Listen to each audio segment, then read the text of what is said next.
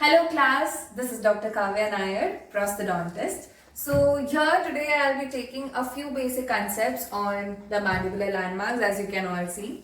For some it may be easy, for some it may be tough, but whatever it is, nothing is impossible because we are preparing for something which is very very big for all of us, right? So here we start, okay? Ready to go? Right.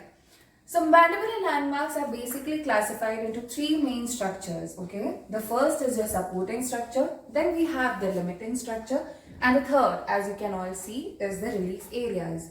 So I'll be elaborating each one of them, and I think if you have any doubts, you can go through the videos again. They will be always available, right? So should we start? Okay, let's go.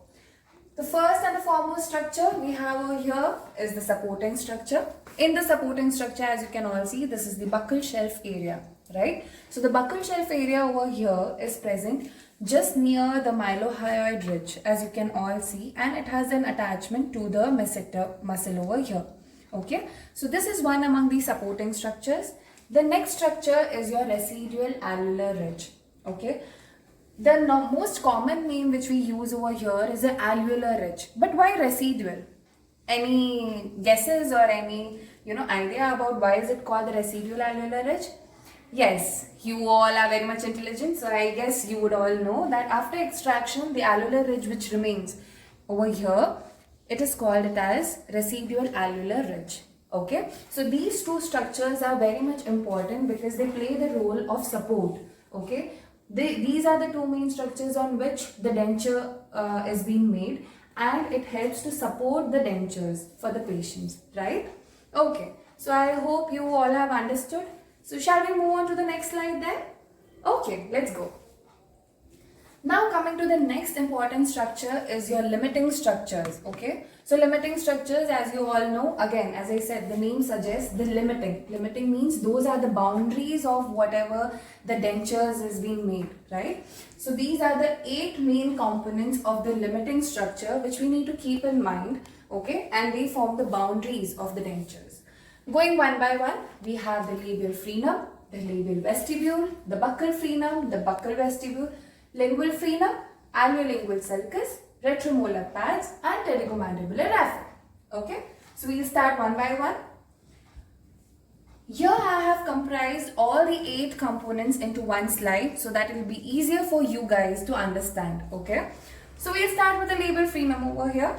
Okay, as you can all see, there is a small, very small narrow area over here in the anterior region of the mandible. Okay, this is what we call it as a labial frenum. The labial frenum is basically present between your residual ridge and your lips. Okay, so one point you need to keep in mind regarding your MCQ is that they would ask you which is the narrowest point while taking the impression for a mandibular denture. Okay, labial frenum is one point that you need to remember because it is the narrowest area when we take an impression for a mandible. Okay guys, so yes class, so here we go from the labial frenum. The next similar concept is regarding your buccal frenum. The buccal frenum also has a similar concept, okay, that it is a very narrow area but it is present posteriorly, hence the name buccal frenum. Okay, and yes, one more major thing you need to keep in mind is the labial frenum is an active attachment. You might be wondering what is active, what is passive, right? So, active as in the muscles which are in function. So, why is labial frenum called an active? The labial frenum called as an active attachment. It is called an active attachment because there are 2 muscles attached to this labial frenum, right? One is the incisivis muscle and one is the orbicularis oris muscle, right? The muscles of the mouth, right? So, these are the 2 muscles which are attached to the labial frenum. Hence, it is called an active attachment. Similarly, the frenum concept similarly applies to the buccal area also. Hence, it is called the buccal frenum. Okay, now we come to an extension. There is a small extension between this labial frenum and the buccal frenum. What do we call that? So, obviously, similar to the names, we call them as the labial vestibule, which extends from the labial frenum till the buccal frenum, and also a buccal vestibule. As you can see here, it is marked from the buccal frenum till the retromolar area.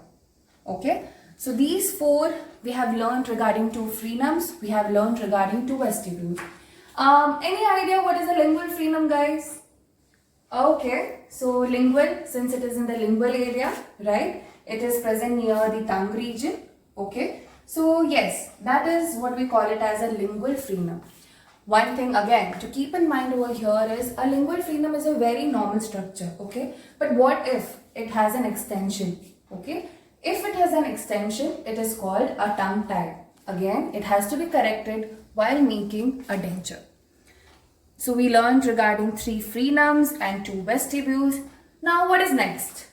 Okay, so as you can all see, we completed 5 structures. Coming to the next structure, which is alveolingual sulcus. You might be wondering what is it, right? So again, as I said, we go according to the names. It is alveo, so alveolus is connected. Lingual part is there, and there is a sulcus. So obviously there should be a depression, guys. Okay, so the alveolingual sulcus is divided into 3 parts. Okay, so we have the anterior region class, okay, and then we have the middle region, and then we have the posterior region. These are the 3 regions on which the alveolingual sulcus is being divided. But the regions are not enough, right? We need to name these regions. It is not always this easy, right? So yes, we name these regions as the middle, the anterior, middle and posterior region are named as the sublingual crescent area, the mylohyoid area and the retromylohyoid area. Okay, so the anterior region is called the sublingual crescent area, the middle region is called the mylohyoid area and the posterior region is called the retromylohyoid area. Okay class, I know it might be a bit difficult for you to understand because obviously it's prosthodontics. Okay, but it would be never so hard for you to, if you go through these slides again, it would be easy for you to understand. Okay, just regular revisions are needed. So we start with the pterygomandibular raphe, which is the 8th and the last limiting structure. The pterygomandibular raphe extends from the hamular notch of the medial pterygoid plate, as you can see in the maxilla, till the mylohyoid ridge in the mandible. Okay, can you make out, right? So here we have the hamular process and it extends till the mylohyoid ridge in the mandible, and we call this as a pterygomandibular raphe. This is very, very important class. You need to make note of this. Okay, can I ask you a question? Why do we call it as raphe? Any idea, class? Okay, so let me just explain it out. Raphe, it is because it is a tendinous insertion of 2 main muscles. Okay, you need to make a point on that because those questions have been asked in your MDS exams. Okay, two main muscles, which is your superior constrictor muscle and your buccinator muscle. Okay, these are the 2 main muscles you need to keep in mind when it comes to a pterygomandibular raphe because it is a tendinous insertion of these 2 muscles. Very, very important. Make a note on that. Okay. Okay. So we are done with the limiting structures. Easy, is it? Okay. So going to the next structure, which is the last structure among the 3 main structures of mandibular landmarks. We call them as relief areas. Okay. Why do we name this as relief area? Yes, as you all know, because it is relief, these areas have to be relieved before making an impression or before making a denture. Okay, because these areas, they are connected to some muscles and some nerves which may hinder, if these areas are not relieved, they would hinder the functions of those muscles and nerves. Okay, so that will be a big problem for all of us. So that has to be considered while making a denture. The first relief area is your mental foramen. Okay, as you can see, the mental foramen over here, it lies between the 2 premolars of the mandible. Can you just see, class? Okay, I think it's clearly visible to all of you. And yes, this is the mental foramen. And you all know that here we have the mental nerves present over here. Okay, so this is very much important structure where we need to keep in mind that here this area has to be relieved. Okay, it's called a relief area. Coming to the next structure, that is the next relief area, is your genial tubercles. Tubercles, bones, okay, just make a reminder of that genial tubercles are two small bony prominences on the lingual side of the mandible. As you can see over here, I think it should be clearly visible. Okay, so here there are two tubercles present, which also has to be relieved. Now you would be wondering why, right? So yes, the next slide says about why these are important. Because the genial tubercles are attached to two main muscles, which is your genioglossus and geniohyoid. Okay, glossus because it's tongue and hyoid because it is attached to the hyoid bone. These two are very important. Any problem to any of these two is going to cause a big major setback while making a denture. Okay, so hence the genial tubercles should also be relieved while making a denture. Okay, so let's go to the next relief area, which is the last relief area. Relief for us too, right? Okay, so that is your third relief area, which is your torus mandibularis. Torus mandibularis is not actually a normal structure. It is an abnormal structure which is seen as a prominence in the mandibular premolar area on the lingual side. It might be visible for you like this. Okay, can you see these are abnormal prominences present in this patient? Okay, we do not have these kind of prominences in the normal patients. So again, this has to be relieved if it is present in a patient. If it is in excess, it has to be corrected surgically.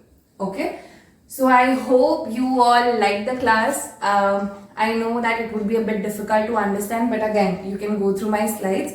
And yes, prostho is not so difficult, so I think you should love it. Okay, and moving on to a small recap slide, okay, which I just thought that it would be helpful for you guys for examination point of view. So just a small recap. We'll start with the most anterior structure, the narrowest of all, that is the labial frenum. Then we have the residual alveolar ridge. Then we have the labial vestibule. As you can all see, from the labial frenum to the buccal frenum, we have the labial vestibule. From the buccal frenum till the retromolar area, we have the buccal vestibule. Okay. The pink color area is your retromolar pad. And again, as I said, the alveolingual sulcus is divided into three parts. I think you should name it now, okay? So the first and anterior part is called the sublingual crescent area. The middle part is called the middle or the mylohyoid vestibule. And the posterior part is called the retromylohyoid fossa or the lateral throat form. Okay? So, yes. So I think we are done for now, and hope to see you all again class, and I hope that you enjoyed my class and hoping to meet you again soon. Okay, so thank you guys, thank you everyone, thank you for being so much attentive. I believe you all were attentive, and yes, we'll meet again, we'll meet soon. So here signing off, Dr. Kavya Nair. Thank you, bye bye.